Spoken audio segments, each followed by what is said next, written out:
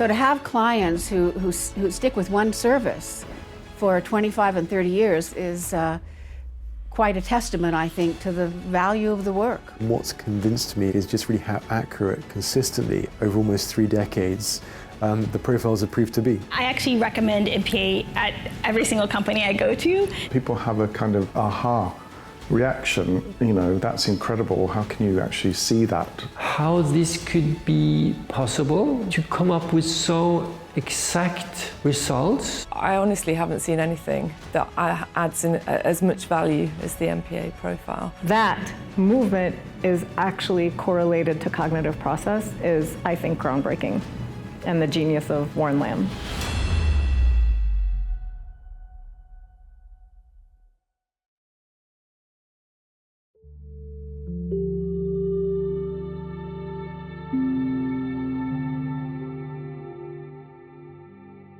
Management is about taking decisions, but the way we make decisions differs from person to person.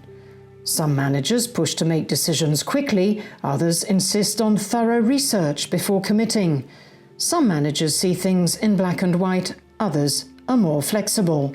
Understanding these differences in behaviour is critical to achieving balanced decision-making and building effective teams. MPA is a kind of motivational analysis used to understand how people are motivated to go through decision-making processes.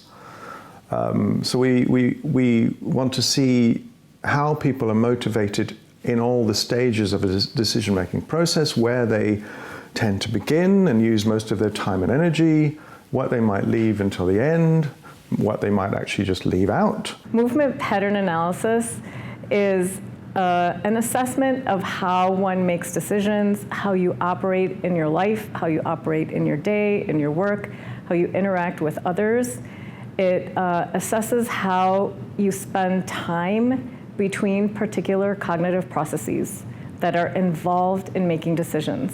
Movement pattern analysis breaks new ground because it's a form of assessment based entirely on body movement. An MPA profile is entirely based on movement analysis, specifically looking for the kinds of movements that are consistent and unique to each individual. There's been a lot of research in MPA over the years, both in terms of demonstrating that it is valid, but also getting the same results over time.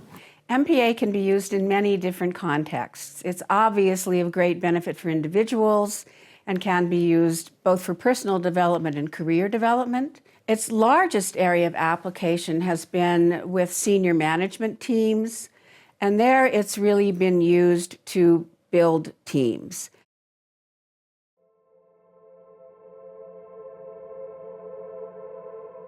MPA describes a person's management behaviour with reference to a 3-stage decision-making process. A diving board model is often used to illustrate this simply. The decision-making framework comprises 3 stages in decision-making. We have a stage called attending or attention, and that's where we gather information. And then we have intention, where we deliberate on that information, and then we have commitment, which is where we take action. Once we start to look at individuals, we find that people are quite different in where they concentrate time and energy across those 3 stages. So some people will concentrate a lot of time and energy in attention. They want to spend a lot of time getting ready. Other people may start by taking aim, deciding what they should do. And some people begin by doing whatever is most readily there at hand by making a commitment. MPA analysis goes beyond the 3 stages of decision-making and looks at the different approaches taken at each stage. For example, at the attention stage, a manager may be motivated to investigate a specific subject in great detail, or alternatively, to explore a wide range of different options. There are also 2 different approaches at the intention and commitment stages. One set of approaches is more tactical, the other is more strategic. Another insight from MPA analysis is a manager's degree of interaction at each stage. Some managers welcome interaction with others, some prefer to work alone, some are willing to interact at one stage, but not at another. I think it provides a neutral tool for discussion at real points of interaction, because it somehow depersonalizes rather than being critical of an individual. You're saying, look, here are the numbers that represent us, and here is where we intersect. And I find it often takes the tension out. Rather than it being, gosh, I'm finding that team member really annoying, it becomes a conversation of, I have to remember that team member is a very high evaluator, and as the only high evaluator in our group, that can be really helpful for how we function to be effective. Whether it's people at work, whether it's personal relationships, you can use this method in those contexts. You can use it for recruitment. You can use it for team building. You can use it for team dynamics. The applications are quite varied.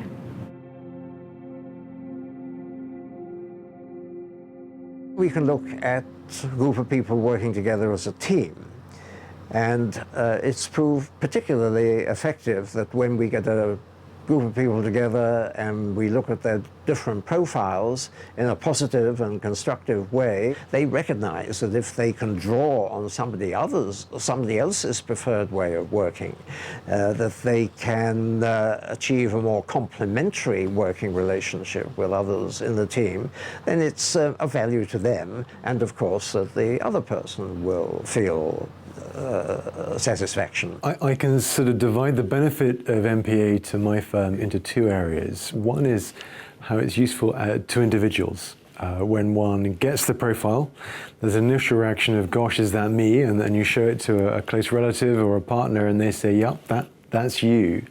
And it's a tool that you can constantly refer back to and look at the profile and be reminded, okay, here are biases in my profile. Here's where I'm likely to spend more time or less time.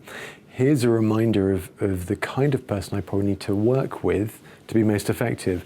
And that really brings to the second area that's been really useful for my organization is how do we build effective teams? Because effective teams aren't made up of people who are all the same. They're made up of people who are different and people who are self-aware about their own profile and aware of each other's differences and how they can come together to be most effective. The main benefit, the main result of the MPA survey, and we had at the Norwegian Theatre Academy, was that we learned that the different collaborators, the different artists working at the academy had very different priorities in the work process. And we learned how we could use those different priorities in a much better way. Many companies use MPA for all key recruitments and integrate the system throughout their organization. In many cases, MPA has become part of the company culture. We've profiled initially the senior team and then the investment team, and then decided to actually take it out to the entire team. So that's 45 people. So everyone at the partnership is profiled. I would certainly recommend MPA profiling to other companies. I think it's such a valuable part of any recruitment process because it gives you something completely different to either what speaking to a person or looking at their CV offers. There's obviously a danger that one hires people who are entirely like oneself. I think the MPA framework can be really useful to make sure that you hire people who are complementary to you and you can achieve more together. I wouldn't be where I'm at today without MPA, and I wouldn't be as confident in my skills and the ability to read others and be confident in a room with the CEO or a CFO without MPA. Just the other day, I had another new manager come and talk to me. He's like, oh, this is really great advice. Hey, can we have a meeting once a month and we can still talk about your team and what you're doing and how you can help me manage my team? So I think it was really powerful that there's other managers looking to me as a mentor. And so I think that was I really felt like, oh my God, this is MPA.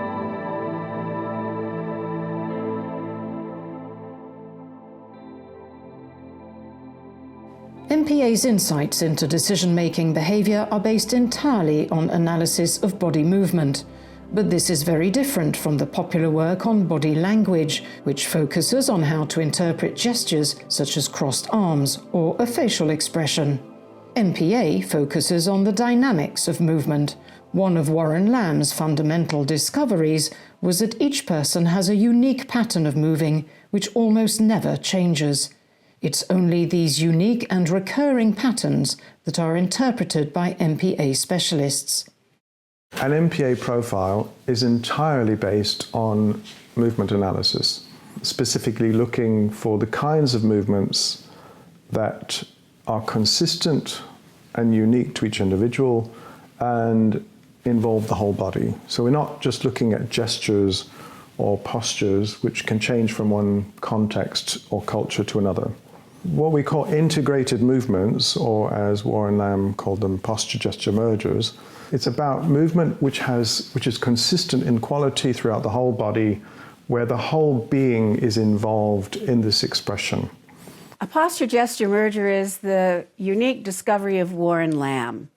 When he first started working as a consultant and was sitting in on interviews, he was very concerned to be able to identify authentic behavior from something that the person might put on to create a good impression. And so we don't look at every movement, but we look at those posture-gesture mergers as moments of significant integration when the whole body, the whole self, is making one coherent statement. I remember that when James McBride was going to interview me, I said to myself, and I said to him, I'm not going to move. I'm not going to move.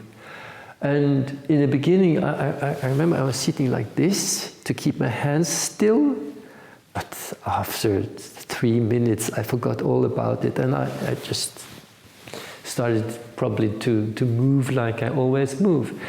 But James McBride told me that it didn't matter if I moved a lot or not much, because the movements are also in the totally minimalistic ways. So you can't not move. I mean, when you speak, you cannot not move. You move. What I do is to spend about 2 hours with a person, and during that 2 hours I take a lot of observations of how he or she moves. I subsequently analyze those observations, during which many of the movements are rejected, and only certain movements that we believe to be the more significant movements are then formed into a pattern, or call it a profile, if you like, and matched against the decision-making model, and the result is a profile of how that person prefers to go through a decision-making process.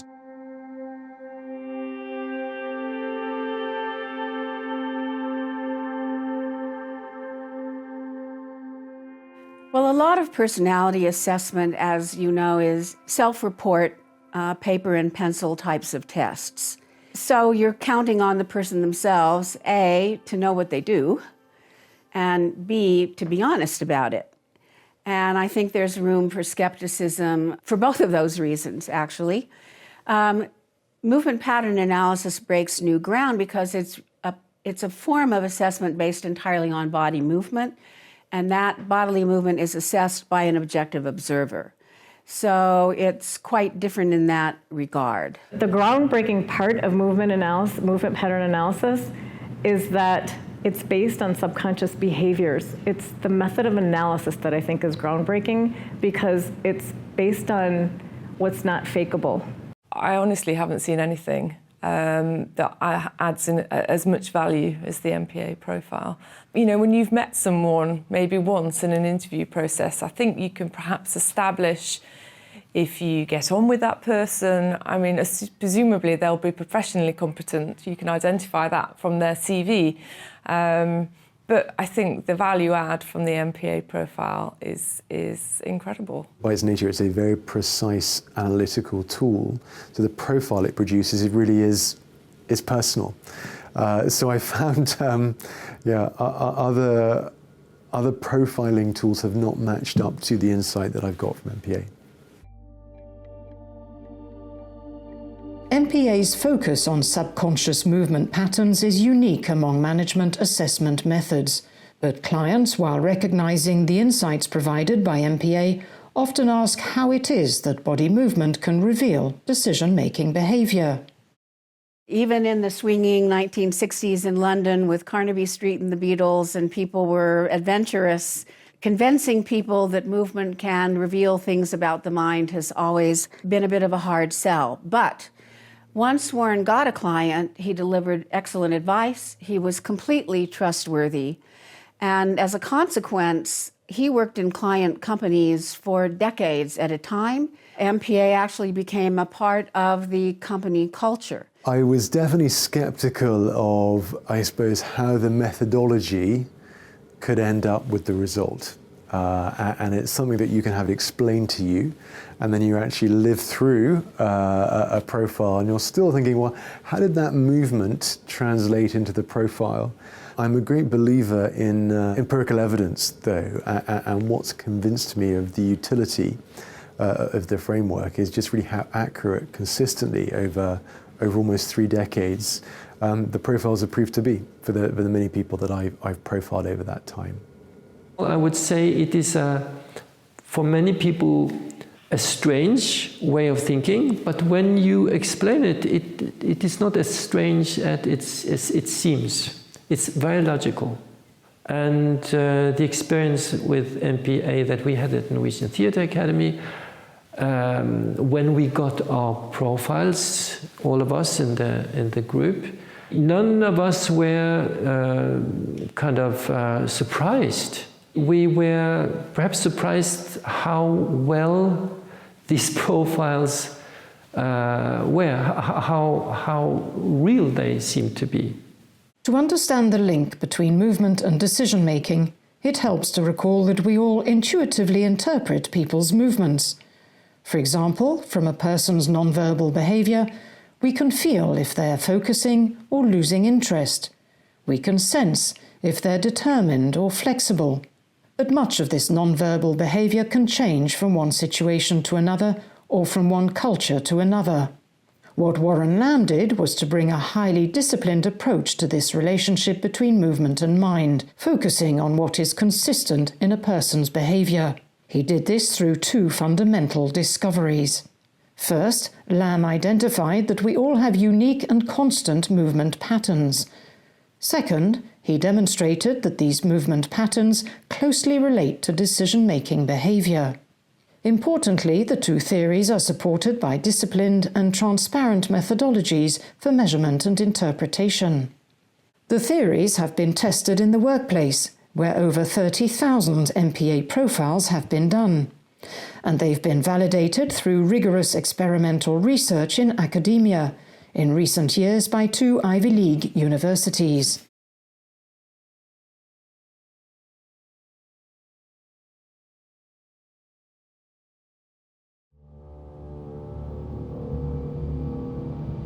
The roots of MPA can be traced back to the Second World War, where the movement theorist Rudolf Laban arrived in England and teamed up with a local management consultant called F.C. Lawrence. Their task was to improve assembly line efficiency in factories to support the war effort.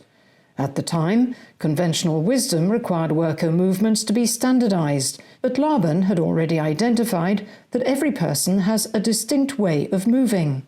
He and Lawrence devised different ways of working that respected these preferences. As a result, both productivity and worker motivation improved. As early as 1943, they were already starting to say, can we use movement observation and also look at other types of labor, look at clerical work, look at managerial work, and they found that they could. Laban was also already beginning to look at a relationship between certain kinds of movements and the processes of giving attention and forming an intention and making a commitment. So the roots of MPA go back to this work that Laban and Lawrence were doing during the Second World War. Warren Lamb joined Laban and Lawrence shortly after the war. He'd served in the Royal Navy, and then, to the distress of his parents, he abandoned a promising job in banking to study movement. Lamb recalled spending endless days in steamy factories recording the movements of assembly line workers.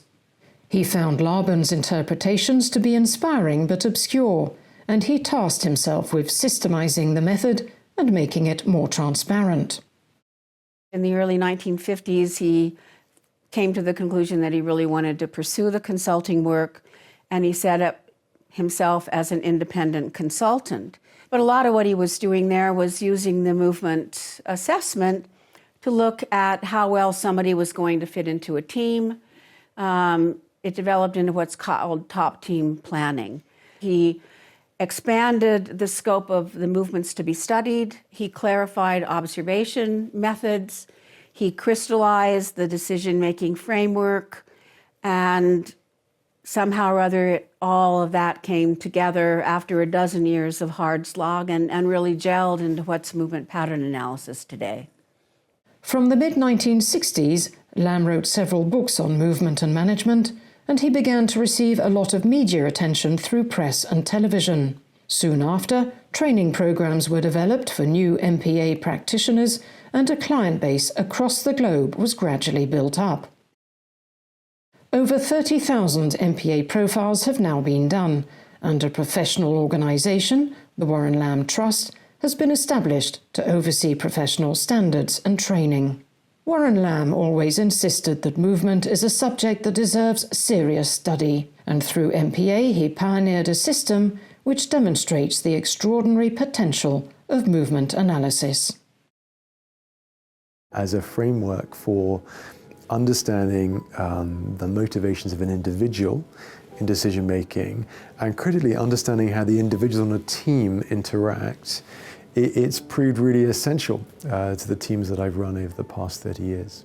I've never doubted the credibility of the output because it's always so relevant and relatable and accurate. But I think it's become more relevant the older I've got, actually, and the more life I've lived and the more decisions I've had to make. I think at all levels it's really useful, and I use it every day in my life. And every time I go somewhere new or in a new team within the organization, I always recommend MPA because I see so many benefits to it in my personal life as well as my professional life. So it's just been really amazing. So anyone, anytime, all the time.